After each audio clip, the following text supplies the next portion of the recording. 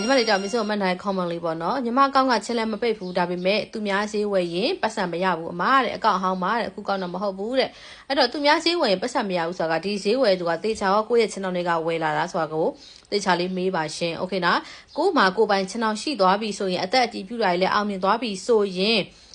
သူများကိုချင်းအောင်တွေကနေဈေးဝယ်တာမှန်တယ်ဆိုရင်ကော်မရှင်ကရအောင်ရတယ်ရှင်โอเคနော်ဒါကြောင့်မလို့ဝယ်တဲ့သူကတေချာစနစ်ကြကိုဝယ်ရလားဆိုတာလဲတေချာလေးမေးပါလို့ပြောချင်ပါတယ်ရှင်โอเคနော်နောက်တစ်ခါကျတော့ကိုယ့်အကောင့်လေးကိုပြန်စစ်ပါအခြေခံ CPC ကပိုင်းလေးကိုနားလည်အောင်လုပ်ထားပါသူများဈေးဝယ်ရင်ကော်မရှင်ရအောင်လို့ကိုယ့်ဘက်ကဘာတွေပြင်ဆင်ထားရမလဲဆိုတော့လည်းသိအောင်လုပ်ထားပါလို့ပြောချင်ပါတယ်ရှင်โอเคနော်အဆင်ပြေပါစေရှင်